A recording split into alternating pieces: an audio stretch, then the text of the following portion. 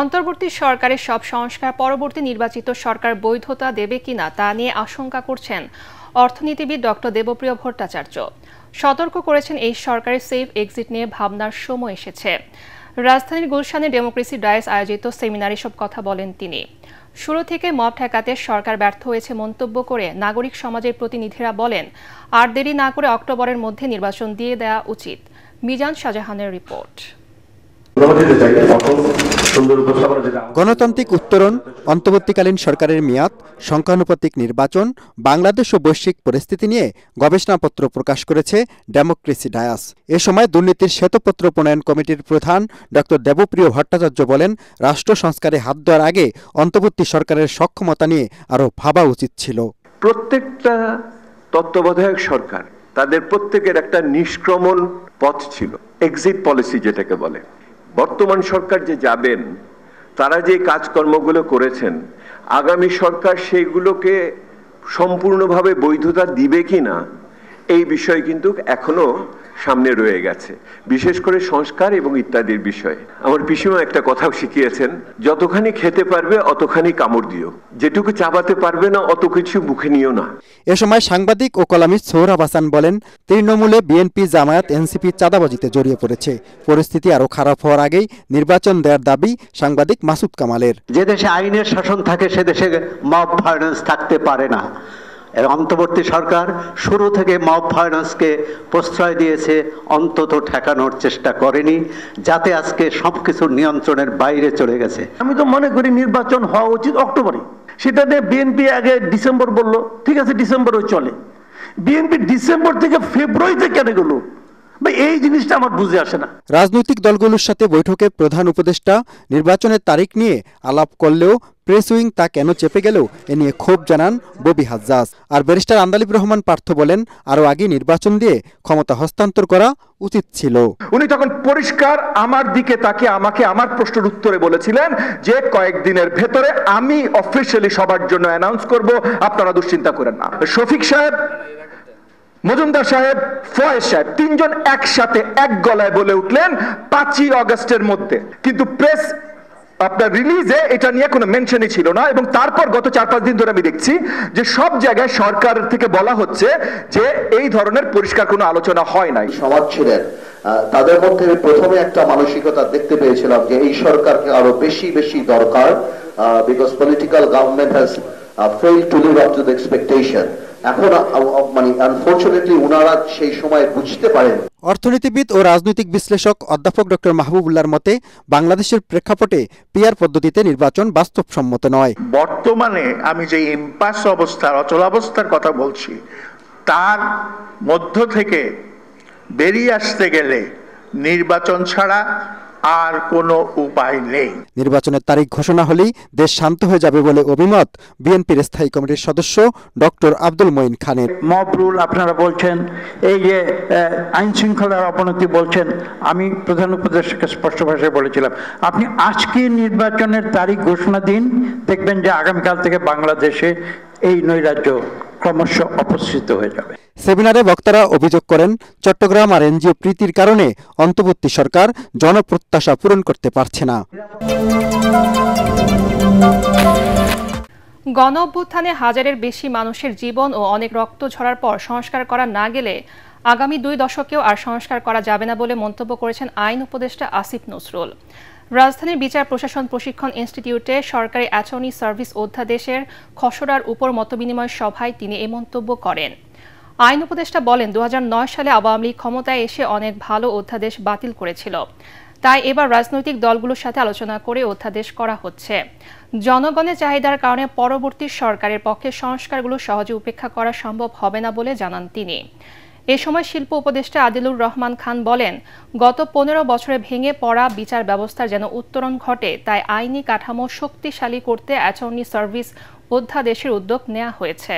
AC কেনার কথা ভাবছেন? ভিশন দিচ্ছে যে কোনো এসিতে 15% নিশ্চিত ছাড়। এছাড়াও থাকছে মানি ব্যাক গ্যারান্টি নিশ্চয়তা। এবার যে আমাদের রাষ্ট্র মেরামতের সুযোগ এসেছে, আমাদের যে একটু সুশাসন, মানবাধিকার প্রতিষ্ঠার যে সুযোগ এসেছে, এবার যদি আমরা সেই সুযোগটা মিস করি, আমার মনে হয় আগামী কয়েক দশকে আমরা এই সুযোগ পাবো না। কাজে এই সুযোগ আমার কোনোভাবেই মিস করা না। আগামীকাল শেষ হচ্ছে রাজনৈতিক দলগুলোর সাথে জাতীয় ঐকমত্য কমিশনের সংলাপ। এখনো মৌলিক অনেকগুলো বিষয় ঐকমত্যে পৌঁছাতে পারেনি রাজনৈতিক দলগুলো। রাজধানীর ফরেন সার্ভিস একাডেমিতে দ্বিতীয় পর্যায়ের 22তম দিনের শেষ মুহূর্তে সংসদের নারী প্রতিনিধিত্ব, সংবিধিবদ্ধ প্রতিষ্ঠানে নিয়োগ, রাষ্ট্রপতির ক্ষমতা, জনগণের মৌলিক অধিকার এবং রাষ্ট্র পরিচালনার মূলনীতি সহ বেশ কিছু গুরুত্বপূর্ণ বিষয়ে চলছে আলোচনা। এ সময় জুলাই সনদের আইনগত ভিত্তি কি হবে জাতীয় ঐকমত্যে কমিশনের সামনে, এমন প্রশ্ন তুলেছে রাজনৈতিক দলগুলো। জামাত বলছে অধ্যাদেশ অথবা গণভোটের মাধ্যমে জুলাই সনদকে বৈধতা দিতে হবে, আর এনসিপি বলছে গণভোটের মাধ্যমে দিতে হবে জুলাই সনদের বৈধতা। তবে শেষ খবর পাওয়া পর্যন্ত এসব বিষয়ে এখনো বড় দলগুলো তাদের প্রস্তাব পেশ করেনি। কমিশনের সহসভাপতি ডক্টর আলী রিয়াদ জানিয়েছেন, জুলাই সনদে ঐকমত্য হওয়া বিষয়গুলোর পূর্ণাঙ্গ খসড়া আগামীকালের মধ্যে রাজনৈতিক দলগুলোর কাছে পৌঁছে দেওয়া হবে। প্রাথমিক পর্যায়ে যে বিষয়গুলোতে ঐকমত্য হয়েছে সেগুলো একটি তালিকা আপনাদের কাছে আমরা পৌঁছে দেবো, রাজনৈতিক দলগুলোর কাছে। এবং কালকে আমরা সমস্তটা তৈরি করে যাতে একটা সকলের কাছে গ্রহণযোগ্য ঐকমত্যের জায়গাগুলি চিহ্নিত করা আছে এরকম একটি সনদ আমরা সকলের হাতে তুলে দিতে পারি। 5 আগস্ট ঘিরে নাশকতার কোনো শঙ্কা নেই বলে জানালেন স্বরাষ্ট্র উপদেষ্টা। বাড়তি ব্যবস্থার অংশ হিসেবে বিশেষ সতর্কতা জারি করেছে পুলিশ। উপদেষ্টা বলেন, রংপুরের গঙ্গাচড়ায় হিন্দুদের বাড়িঘর ভাঙচুরের ঘটনায় দায়ীদের বিরুদ্ধে ব্যবস্থা নেওয়া হচ্ছে। ধর্ম অবমাননার কারণে অনেক স্থানে সাম্প্রদায়িক সম্প্রীতি নষ্ট হচ্ছে বলে মনে করছেন ধর্ম উপদেষ্টা। সচিবালয়ে এসব কথা বলেন তারা। রিপোর্টে জানাচ্ছেন মাহবুব কবির চপল। শেখ হাসিনার পতনের বছর পূর্তিতে 5 আগস্ট নাশকতা চালাতে পারে আওয়ামী লীগের নেতাকর্মীরা, এমন গুঞ্জনে 8 আগস্ট পর্যন্ত সারা দেশে বিশেষ সতর্কতা জারি করেছে পুলিশ। এতে জনমনে কিছুটা আতঙ্ক বিরাজ করছে।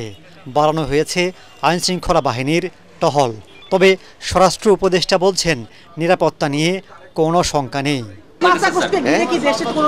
না, 5 আগস্ট ধরে কোনো ধরনের কোনো নিরাপত্তার কোনো সমস্যা নেই। সবকিছু আল্লাহ দিলে ভালোভাবে হবে। বিভিন্ন সময়ে বিভিন্ন প্রয়োজনে বিভিন্নটা করা হয়। যেমন ধরেন এখন আপনারা এই ইনফরমেশনের জন্য আমরা তাড়াতাড়ি ধরছেন, ওটুকু ওখানে দরকার হয়েছে দেখে ধরছে। ফেসবুকে ধর্ম অবমাননাকে কেন্দ্র করে রংপুরের গঙ্গাচড়ার আলদাদপুর বালাপাড়া গ্রামের হিন্দুদের অন্তত 15টি বাড়ি ভাঙচুর করা হয়েছে। ওই ঘটনায় 5 জনকে গ্রেফতারের পর কারাগারে পাঠিয়েছে আদালত। বিষয়টি নিয়ে কথা বলেন স্বরাষ্ট্র ও ধর্ম উপদেষ্টা। গঙ্গাচড়ার বিষয় আপনারা জানেন, যারা এটা দোষী তাদের আমরা সবাই আইনের আওতায় নিয়ে আসবো। ধর্ম নিয়ে কটাক্ষ, বক্রোক্তি, ব্যঙ্গোক্তি, এটা আমাদের দেশে বহুকাল যাবৎ ফ্যাশনে পরিণত হয়েছে। এটাকে আমরা নিরুৎসাহিত করি। এর প্রতিক্রিয়া হিসেবে সনাতন ধর্মের সদস্যদের উপর যে হামলা, এটা তো আইন হাতে নেওয়ার মতোই। আমরা এটা চাচ্ছি না।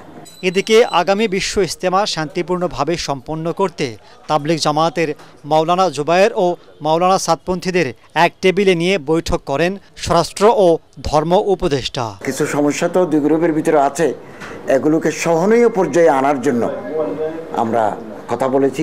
গত বছর একটা হত্যাকাণ্ড সংঘটিত হয়েছে, এইরকম পরিস্থিতি যাতে আগামী দিনে না হয়, পুনরাবৃত্তি না ঘটে, এ ব্যাপারে আমরা উভয় পক্ষের সহযোগিতা চেয়েছি। তিনি জানান, দুপক্ষের সাথে আলোচনা চালিয়ে নিতে গঠন করা হয়েছে 7 সদস্যের কমিটি। কাকরাইল মসজিদ, টঙ্গী মাঠ, এটা নিয়ে তো মূল বিরোধ, এগুলো ওই কমিটির সাথে ওনারা বসে আলাপ করবেন। আগামী জাতীয় সংসদ নির্বাচনকে সামনে রেখে 39টি সংসদীয় আসনের সীমানা পরিবর্তন হচ্ছে। তার মধ্যে একটি আসন বাড়ছে গাজীপুরে, অন্যদিকে বাগেরহাটে কমছে একটি আসন। এই সংক্রান্ত বিশেষায়িত কারিগরি কমিটি সংসদীয় আসনের সীমানা পুনর্নির্ধারণের সুপারিশ জমা দিয়েছে বলে জানান কমিশনার আনোয়ারুল ইসলাম সরকার। বিস্তারিত জানাচ্ছেন ইকরামুল হক সাইম। আগামী সংসদ নির্বাচনকে সামনে রেখে সংসদীয় আসনের সীমানা পুনর্নির্ধারণে কারিগরি কমিটি গঠন করে বর্তমান নির্বাচন কমিশন। ভোটার সংখ্যা, জনসংখ্যা এবং ভৌগোলিক ও প্রশাসনিক অবস্থান বিবেচনায় নিয়ে ৩০০টি আসনের সীমানা যাচাই বাছাই করে কমিটি। একই সাথে ৭৯টি আসনের সীমানা পরিবর্তনে ৬ শতাধিক আবেদন পর্যালোচনা করে কমিশনের কাছে চূড়ান্ত রিপোর্ট উত্থাপন করা হয়। ৩০০ আসনের এভারেজ ভোটার সংখ্যা হলো ৪,২০,৫০০ সামথিং। সীমানা পুনর্নির্ধারণে ২০২২ সালের জনশুমারির তথ্য আমলে নেওয়া হয়।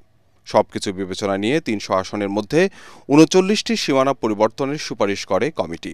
এছাড়া ভোটার সংখ্যা বিবেচনায় গাজীপুরে একটি আসন বাড়ানো এবং বাগেরহাটে একটি আসন কমানোর সুপারিশ করা হয়। সবচেয়ে বেশি ভোটার যে জেলায়, সেই জেলায় একটি আসন ওনারা বাড়ানোর প্রস্তাব করেছেন এবং সর্বনিম্ন ভোটার যে জেলায়, সেই জেলায় একটি আসন কমানোর প্রস্তাব করেছে। ঢাকায় ৬টি, চট্টগ্রামে ২টি, গাজীপুরে ৫টি এবং নারায়ণগঞ্জে 3টি আসনের সীমানা রদবদল হচ্ছে। ছোট বড় রদবদল হচ্ছে পঞ্চগড় ১ ও ২, রংপুর ৩, সিরাজগঞ্জ ১ ও ২, সাতক্ষীরা ৩ ও ৪, শরীয়তপুর ২ ও ৩ আসনে। এছাড়া ব্রাহ্মণবাড়িয়ায় ২টি, বাগেরহাটে ২টি, কুমিল্লা ও নোয়াখালীর ৪টি আসনে পরিবর্তনের সুপারিশ করেছে কারিগরি কমিটি।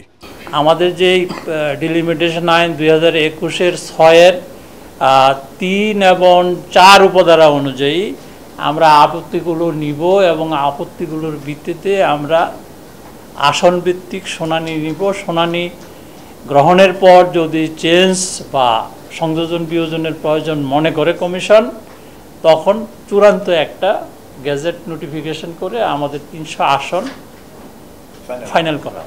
এর আগে 2008 সালে সেনা সমর্থিত সরকারের সময় বড় পরিসরে সংসদীয় আসনের সীমানা পরিবর্তন করে এটিএম শামসুল হুদা কমিশন, যা নিয়ে রয়েছে রাজনৈতিক বিতর্ক।